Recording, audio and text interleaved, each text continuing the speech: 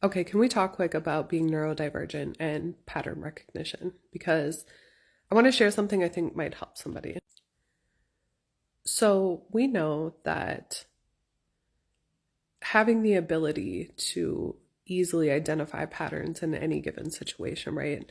Whether it's like something physical you're looking at, or conversations, or in the work we do, um, when you're undiagnosed, you assume that everybody thinks the same way you do. And so it can be very frustrating because you're like, why are people not seeing this? Like, and then when you bring it up and you get pushback, especially like again in the workplace, and you're like, what the fuck, right? It almost makes you feel like you're going crazy. And so when we're undiagnosed and or maybe newly diagnosed and don't fully understand what being neurodivergent entails, like I know TikTok is teaching us all the things, but prior to this, prior to having TikTok and knowing what we know now, it it can be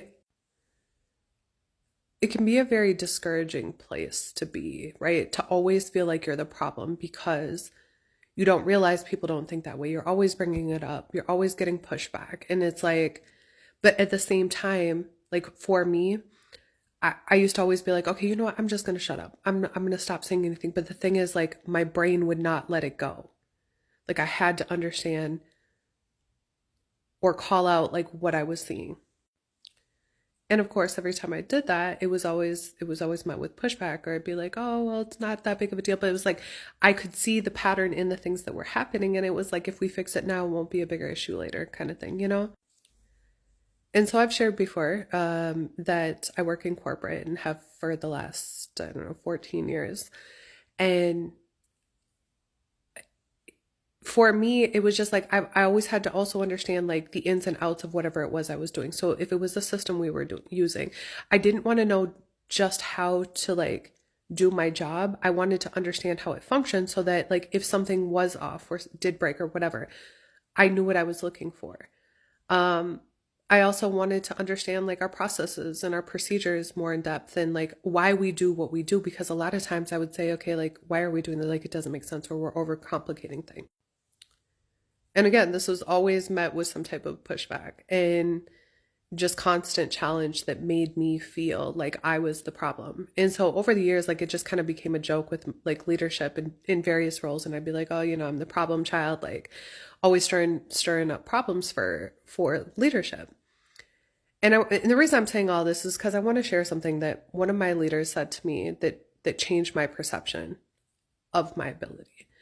And we were talking about some now this was my two up, and we were talking about something I had identified and like how we were going to fix the situation, and um basically like me leading the project anyways. And as we were talking about it and I made the comment again, kind of like self-deprecating, like I'm always the problem, blah blah blah. And she said, Nina, it's not that you're a problem. She said you're good at root cause analysis. And she's like, so yeah, like as a leader, do we want to find all these problems? Like, no, you're creating more work for us, but like we need that. And we need somebody who's good at that. And she said, so no, it's not you just picking apart what we're doing. You're good at root cause analysis.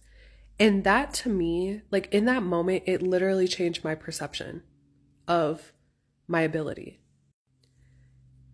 And in that, like when I owned that title versus being the problem and just being somebody who's good at root cause analysis, it it changed how I moved. It made me more confident in what I was doing. So when I was presenting these issues, that is how I started presenting them. It's like, here's what I've identified. And, I'd come with the statistics to back it up.